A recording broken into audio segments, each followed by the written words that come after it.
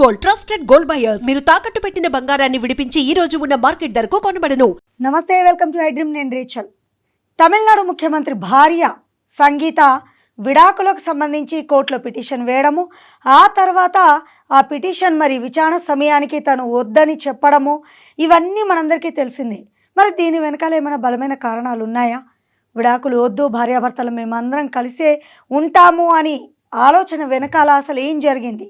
మరి ఈ పరిణామాలు తమిళనాడు రాజకీయాల్లో ఎలాంటి మార్పులకు దారితీస్తుంది?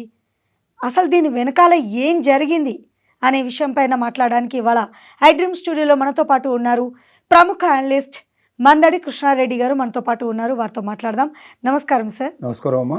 ఎస్, మనందరికీ తెలిసిందే, కొద్ది రోజులు ఈ వార్త ఎంత హల్చల్ చేసిందో.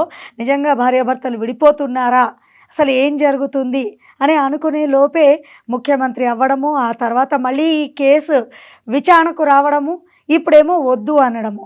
దీని వెనకాల అసలు స్టోరీ ఏంటి సార్? ఈనాటి ముఖ్యమంత్రి తమిళనాడుకి ప్రముఖ సినీ నటుడు విజయ్ భార్య సంగీత సోమలింగం ఎవరితో ఉన్నారో ఆవిడ కరోడుపతి. విజయం చేసుకోకముందే కొన్ని వందల కోట్లకు అధిపతి ఆవిడ. విజయ్ని ప్రేమించి కావాలని తనే ప్రపోజ్ చేసి పెళ్లి చేసుకున్నటువంటి యువతి. ఇద్దరు పిల్లలకు తల్లిగా చక్కటి సంపూర్ణమైన జీవితాన్ని అనుభవించారు. 2002 తర్వాత తన భర్త మరొక స్త్రీతో సాంగత్యం పెట్టుకున్నాడని, దాన్ని వదిలేస్తానని అనేకసార్లు ప్రామిస్ చేసి కూడా ఆ ప్రామిస్ మీద నిలబడలేదని, కాబట్టి నాకు అతనితో ఇక కలిసి జీవించాలన్న కోరిక లేదు, విడాకులు ఇప్పించమని తను కోర్టులో కేసు వేయడం జరిగింది. అది కూడా ఎలక్షన్ కన్నా ముందుగా జరిగిన విషయం ఇది. ఒక రకంగా ఎలక్షన్లో అది యాంటీగా పనిచేసి విజయ్ ఓటమిగా దారి తీస్తున్నామని కూడా చాలామంది భావించారు. ఎందుకంటే ఒక కుటుంబాన్ని కాపాడుకోలేమని వాడు ఒక రాష్ట్రాన్ని ఏం కాపాడుతాడు అనేటువంటి కూడా ప్రత్యర్థులు దాని మీద ప్రచారం కూడా చేశారు విపరీతంగా. అది ఇంకొక సినీ నటితో అతనికి సంబంధం ఉందన్నట్టుగా. అది త్రిష అనేది అందరికీ తెలిసిన విషయమే. త్రిషతో తనకు సంబంధాలు ఉండొచ్చు. ఈ మధ్యనే తమిళనాడులో ఉదయనిధి మారను కూడా దీని గురించి మాట్లాడుతూ ఉదయనిధి స్టాలిన్ మాట్లాడుతూ, ఉదయనిధి స్టాలిన్ అంటే స్టాలిన్ కొడుకు, అతను మాట్లాడుతూ వ్యంగ్యంగా ఈ సంబంధాన్ని గురించి అతను మాట్లాడడం పెద్ద గందరగోళమైన పరిస్థితి. తంజావూరు లోపల కేసు కూడా ఫైల్ కావడం, రాష్ట్రమంతా అట్టుడికి పోవడం ఇవన్నీ జరిగాయి. ఈ సందర్భంగా పరిస్థితుల్లో మరి ఎలక్షన్ కన్నా ముందు కేసు ఫైల్ చేసి ఎలక్షన్ కంప్లీట్ అయిన తర్వాత ఒక 3 నెలలు సుమారుగా అయిన తర్వాత ఇప్పుడు నేను విత్డ్రా చేసుకుంటున్నాను, నాకు విడాకులు అక్కర్లేదు, మేము కలిసే జీవించాలనుకుంటున్నాము అన్నటువంటి మెసేజ్ని ప్రజలకు పంపించడం జరిగింది. దీంట్లో జరిగిన సంఘటనలు ఏమై ఉంటాయి అని అనుకున్నప్పుడు, ఒకటి, తను విడాకుల కోసం వెళుతున్నప్పుడు ఒక సినిమా నటుడు మాత్రమే మనకు విజయ్ కనపడతాడు. కానీ తను విత్డ్రా చేసుకున్నప్పుడు, విడాకుల కోసం వెళ్ళినప్పుడేమో అతను ఒక సినీ నటుడు, విత్డ్రా చేసుకునేటప్పుడు అతను ఒక ముఖ్యమంత్రి. ముఖ్యమంత్రి పీఠం అంత సులభమైన విషయం కాదు. తమిళనాడు రాజకీయాల్లో ప్రత్యర్థుల్ని చిత్తు చేసి అనేక దశాబ్దాల నుండి పరిపాలిస్తున్నటువంటి 2 పార్టీల్ని మట్టి కరిపించి తను ఘన విజయం సాధించాడు. భవిష్యత్తు బ్రహ్మాండంగా ఉన్నటువంటి పర్సన్గా కనబడుతున్నారు. కేరళలో కూడా ఈ పార్టీ అప్పుడే పుంజుకోవడం ప్రారంభమైంది. నెక్స్ట్ కేరళలో కూడా ఈ పార్టీ ఘన విజయం సాధిస్తుందనే నమ్మకం ప్రజలకు కలిగేటువంటి పరిస్థితులు ఏర్పడ్డాయి. అలాగే భారత రాజకీయాల్లో కూడా విజయ్ బాగా ఎదిగి ఏదో ఒక రోజున ఢిల్లీ పీఠాన్ని అధిరోహిస్తాడని కూడా వాళ్ళ యొక్క అభిమానులు కోరుతున్నారు.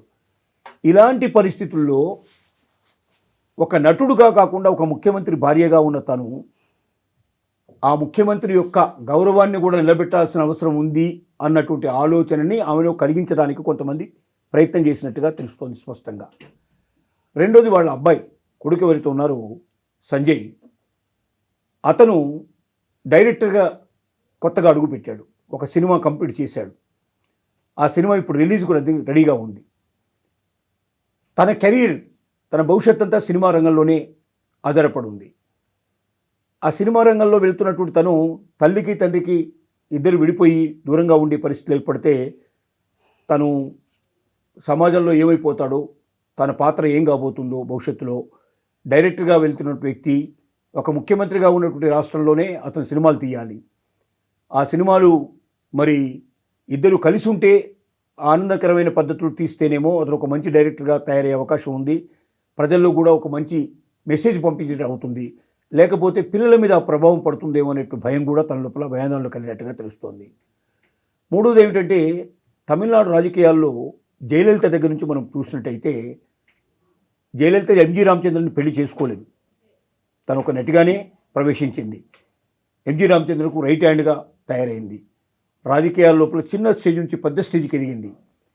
చివరికి ఎంజి రామచంద్రను ముఖ్యమంత్రిగా ఘన విజయం సాధించి అనేక సంవత్సరాలు పరిపాలించినప్పటికీ తను అమెరికా లోపల, అంటే తను జబ్బు చేసి అసలు ఎవరిని గుర్తుపట్టలేని స్టేజ్ లోపల అమెరికా లోపల అతన్ని చేరిస్తే అతను తిరిగి వస్తాడనే ఉద్దేశంతో అతని బదులుగా ఈ రాష్ట్రాన్ని పరిపాలించి వన్నెకెక్కిన లేడీ మనకు జయలలిత. అంటే తమిళ రాజకీయాల లోపల భార్య ఉండగానే మరొక వ్యక్తితో సంబంధాలు పెట్టుకొని ఆ వ్యక్తి రాజకీయాల్లో రాణించినటువంటి సంఘటనలు చాలా జరిగాయి. కాబట్టి ఇది కొత్త విషయం ఏం కాదు, ఇది పాత విషయమే. రాజీ పడితే తప్పు లేదనే పరిస్థితుల్లోకి వచ్చింది. ఆ సంజయ్, తన కొడుకు సంజయ్ ఏం చేశారంటే ప్రెస్ కాన్ఫరెన్స్ పెట్టి త్రిష గారితో నా తండ్రికి ఉన్నటువంటి సంబంధం ఒక స్నేహ సంబంధమే తప్ప వేరే రకమైన సంబంధం కాదు అని అందరి ముందు చెప్పడం జరిగింది. అంటే ఒక రకమైన కాంప్రమైజేషన్కు వచ్చారు అనేది దీన్ని బట్టి మనకు అర్థమవుతుంది.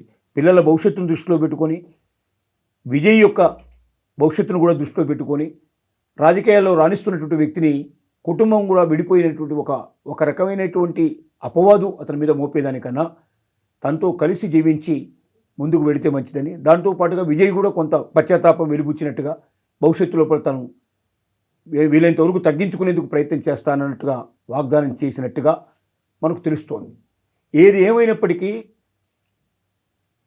రాజకీయాల్లోకి రాకముందు విడాకులు, రాజకీయాల్లోకి వచ్చిన తర్వాత విడాకులు రద్దు అనేటువంటిది ఒక వ్యక్తి మహోన్నతమైన స్థానానికి చేరినప్పుడు భార్య కూడా కాంప్రమైజ్ అవుతుందేమో అనిపించేదానికి ఇది ఒక ఉదాహరణగా తీసుకోవడానికి అవకాశం ఏర్పడింది. ఎస్, అంతేకాదు పిల్లల యొక్క ఉజ్వల భవిష్యత్తు కోసం తల్లిదండ్రులుగా వాళ్ళు ఈ నిర్ణయం తీసుకోవడం అందరినీ ఆలోచింపజేస్తోంది. చాలామంది ఈ మధ్యకాలంలో డైవర్స్ అనేటివి ఎక్కువగా అయిపోయాయి. ప్రతి ఒక్కరు కూడా ఆలోచించాలి వాళ్ళ పిల్లల భవిష్యత్తు ఏమవుతుంది అనేది. మీకేమనిపించింది ఈ డిస్కషన్ అనేది కామెంట్ రూపంలో మాకు తెలియపరచండి. మరో చక్కని టాపిక్తో మళ్ళీ మీ ముందు ఉంటాను. నమస్తే.